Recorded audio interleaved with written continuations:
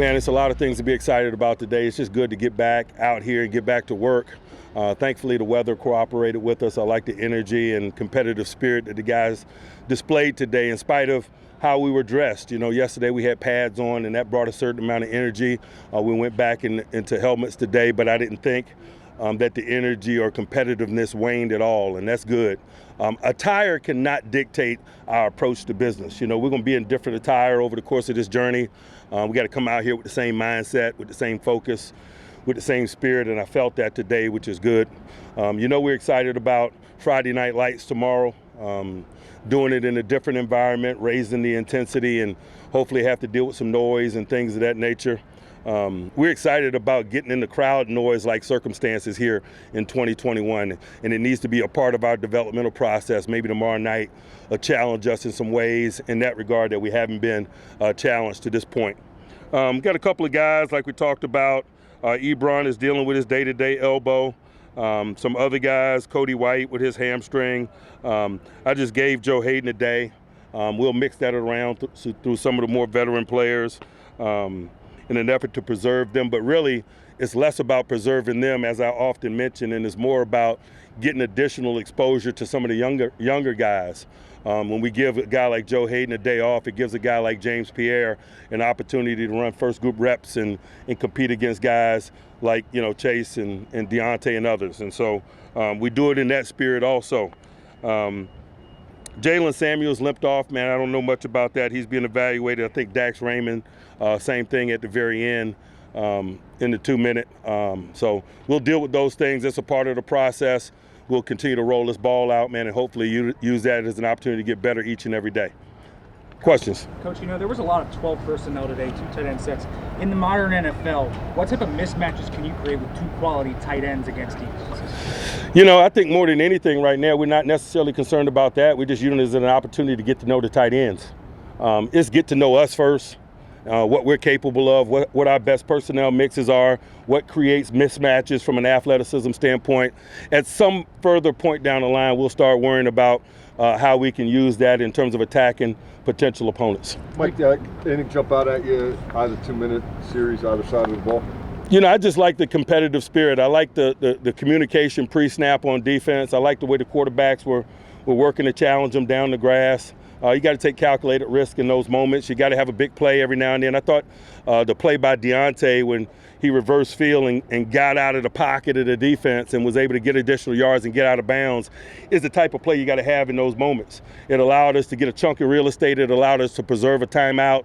All of that's critical in that situation. Would you have one timeout there? Yes. Mike, that last play, it sounded like you weren't happy with the lack of urgency by first team on that fourth down, or the last play. At 15 seconds, we got to take shots at the end zone.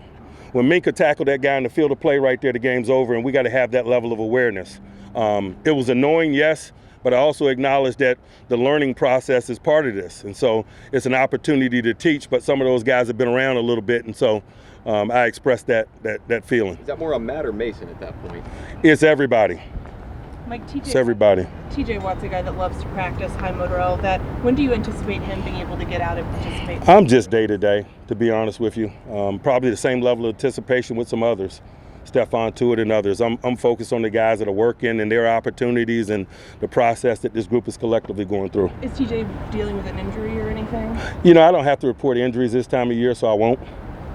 Mike, you always, as usual, do 7 shots open practice. Your offense has looked like it's been winning more than its share of those recently. Do you foresee maybe thinking about going for 2 more often this year? You know, I'm always open to that. When I feel comfortable with our ability to win those moments, man, I like to be thoughtfully aggressive, and so certainly. Mike, I heard a lot of wows out of you on punting drills. Was 6 putting on a hang time exhibition today? Hey, man, he looked like Ray Guy a time or two, didn't he? Those guys have been battling, and we respect all the battles that are going on out here.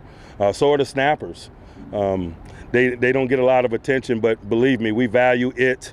The guys are interested in how they're competing, and we provide a platform for those guys to distinguish themselves as much as we can. Mike, I know you're anxious to talk about this, so what did you make of the Rico Bussey experience today? He made a play or two, you know. But Sexton made a play or two the other day, man. You guys didn't call Sexton over.